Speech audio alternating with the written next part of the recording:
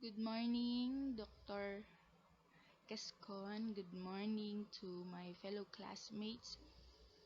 I'm going to present to all of you about prioritizing talent in turnaround by Dallas Hambrickit and Kobe V. Mayers, University of Virginia, Darden, Carey Partnership for Leaders in Education. So when we say turnaround, it is an abrupt or unexpected change.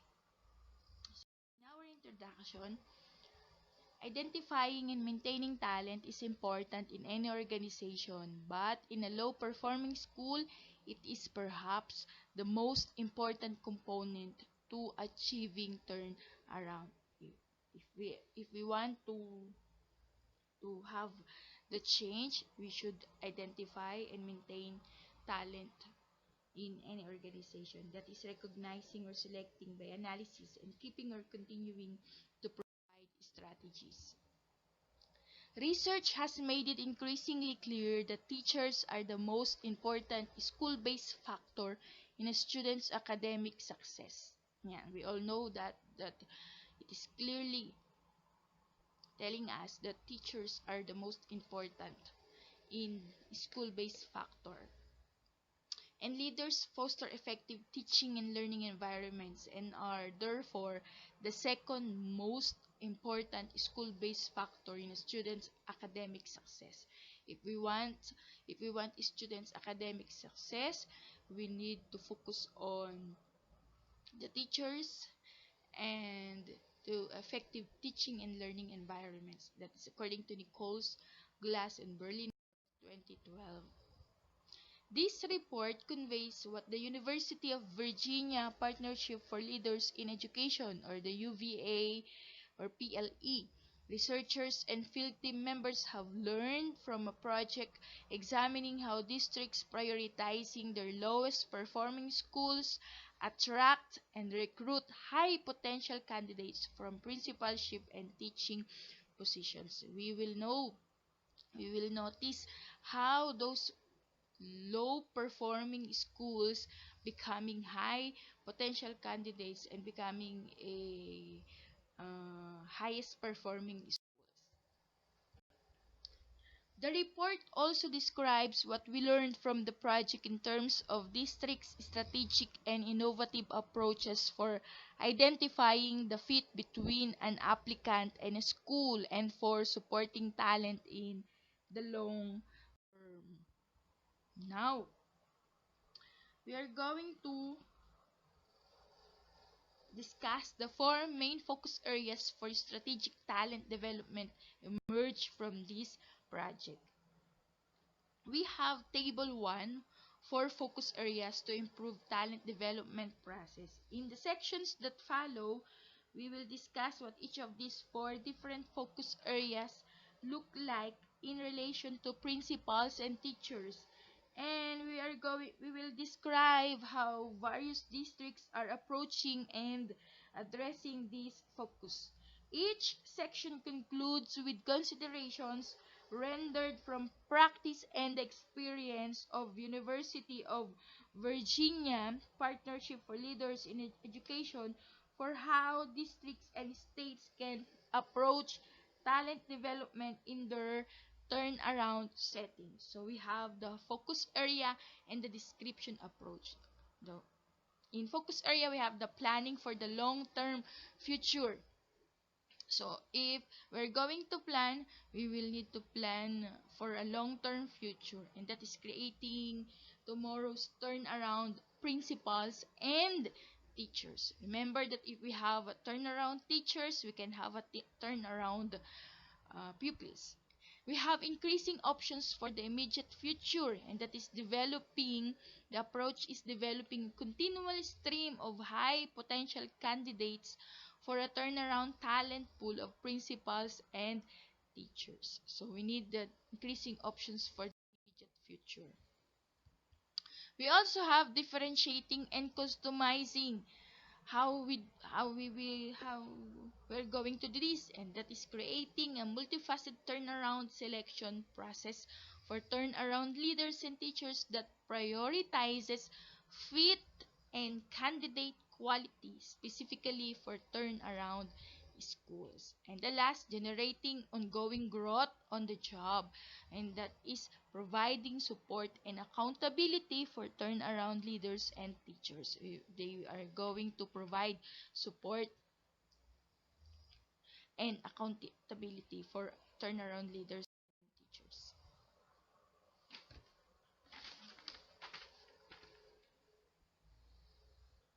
Now we have the planning for the long-term future, creating tomorrow's turnaround principals and teachers.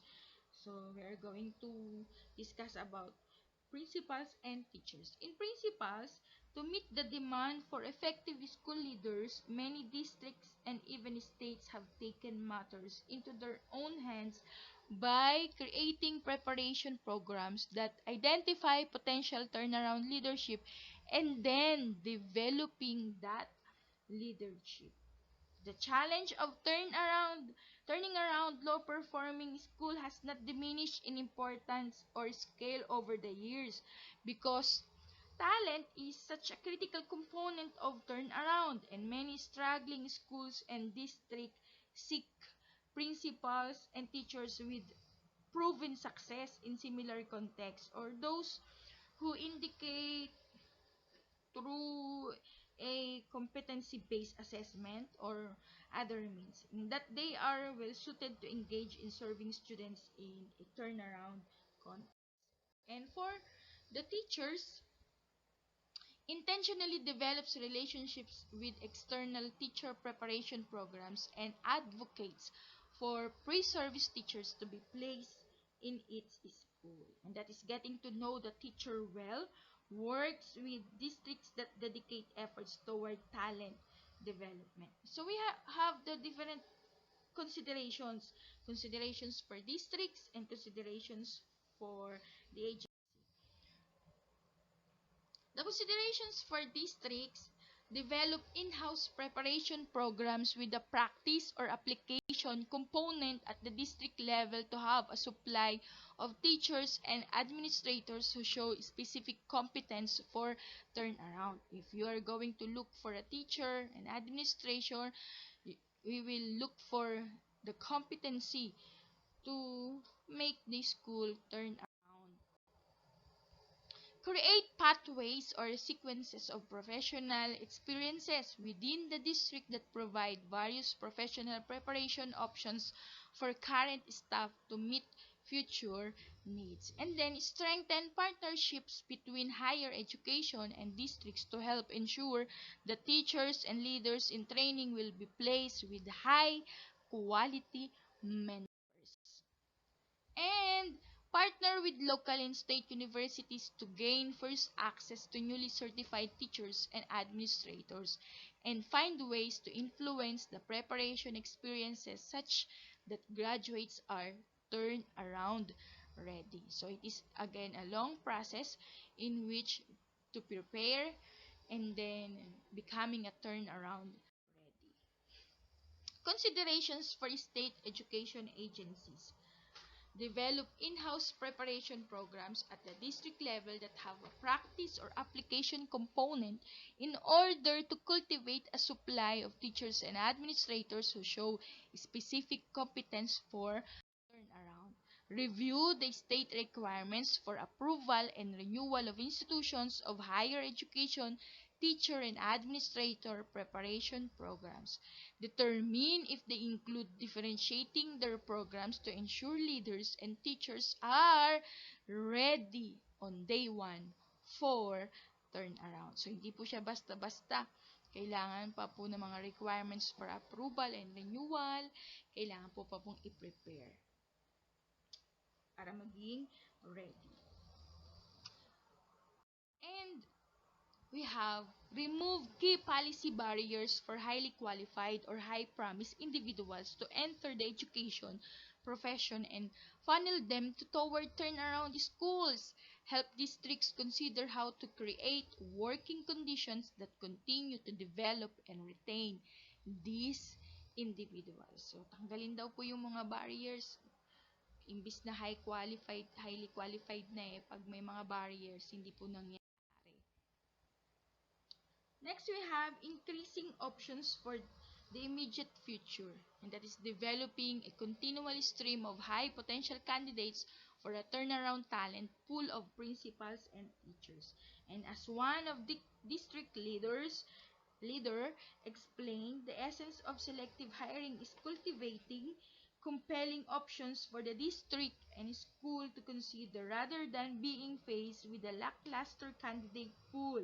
Our goal is to get to the final round and have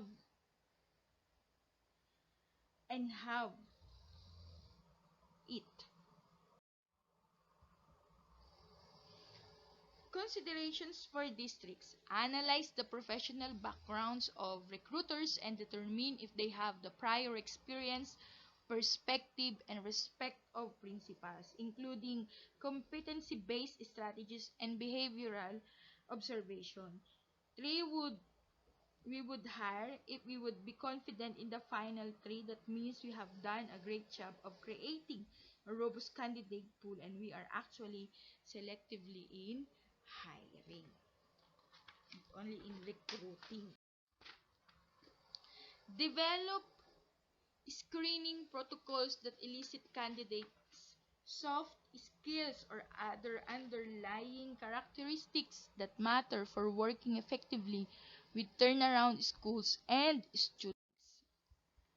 And support districts in creating incentives such as pay, housing, transportation, and other benefits that will entice highly quality professionals to apply. So, if they will be given the incentives such as pay, housing, transportation, and other benefits, this will entice them to apply and ensure adequate funding streams to sustain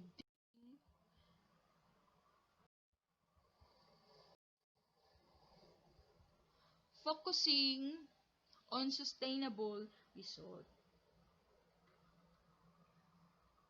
Candidates' behavioral event interviews and are reviewed for evidence of actions aligned to those competencies are then categorized at a particular level on each competency.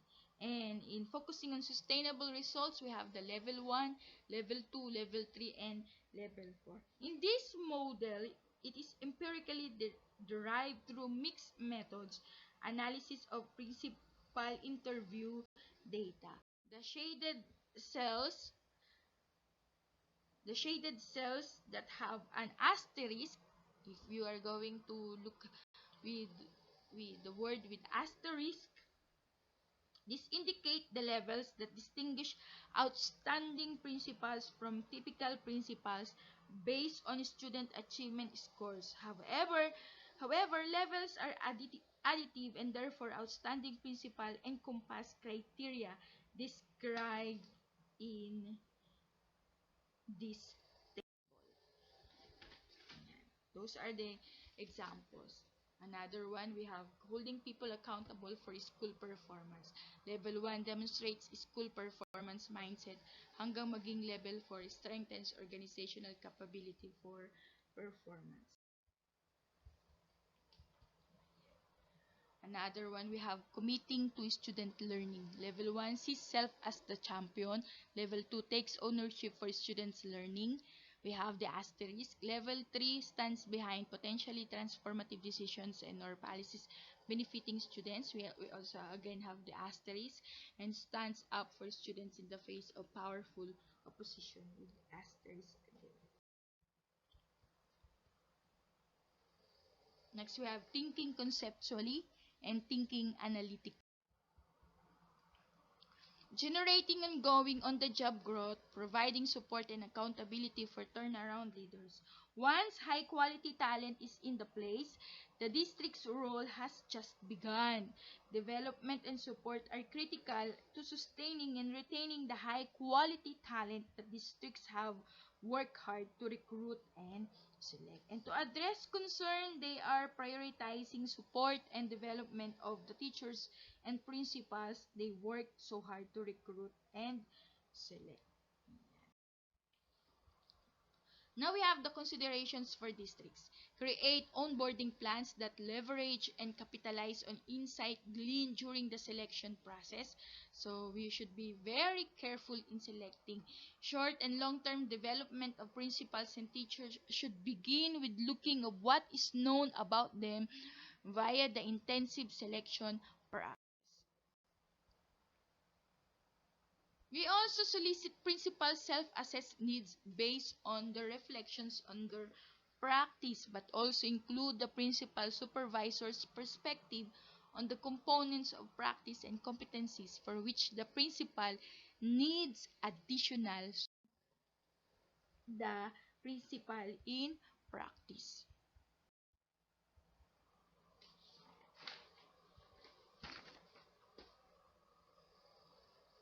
Determine how to support principal supervisors to maintain effective coaching and mentoring interactions with principals. So the supervisors will maintain effective coaching and mentoring so that it will support the principal. Allocate adequate funding for high quality principal and teacher professional development. And of course, consider how the Every Student Succeeds Act, ESSA. It could serve as an opportunity for states to rethink how they are currently using funds to support talent development in turnaround schools and what they could accomplish with Every Student Succeeds Act or ESSA's flexibility. Considerations for state education agencies. States could combine this 3% set aside with school improvement funds, creating an even bigger source of funding to support turnaround principals and teacher leader. And on our concluding thoughts, identifying and maintaining talent is important in any organization. We need to recognize, we need to select by analysis, and keep or continue to provide strategies. But in a low-performing school, it is perhaps the most important component to achieving turnaround. No structure or system can do what it is designed to do without talented professionals. Remember, we need talented professionals. Programs and structures will yield only minimal progress if the right people are not in place to implement and foster the development of those programs and structures. So, in order for us to have a turnaround, those programs and structures will lead with the right people in the right place. They are going to implement and foster that development. Another, this guide suggests that a key component in talent acquisition and development for turnaround schools is a system level, differentiated human resources focus that identifies and prioritizes what low performing schools need to turn around. So we have the different key performance abilities in order for us to know not only to identify but prioritize what the low performing schools need to turn around. And differentiation means that the district as well as the state education agency acknowledges that the low performing schools must receive equitable access to and support of critical human resources services. Often achieving this equity entails a redesign of district policies and processes so that these schools needs are met. So, kailangan bumaba po tayo dun sa pangangailangan ng school. Diba? Di pwede kasing mataas. Nandun pa lang sila sa level na mababa pa lang. And state education agencies play a key role in assisting districts in thinking through the changes needed in policies, procedures, and practices related to identifying, hiring, and retaining high-quality principals and teachers for turnaround schools. Additionally, states can support the development and application of these revised policies, procedures, and practices to yield a strategic and differentiated human resource approach to support turnaround at the district level.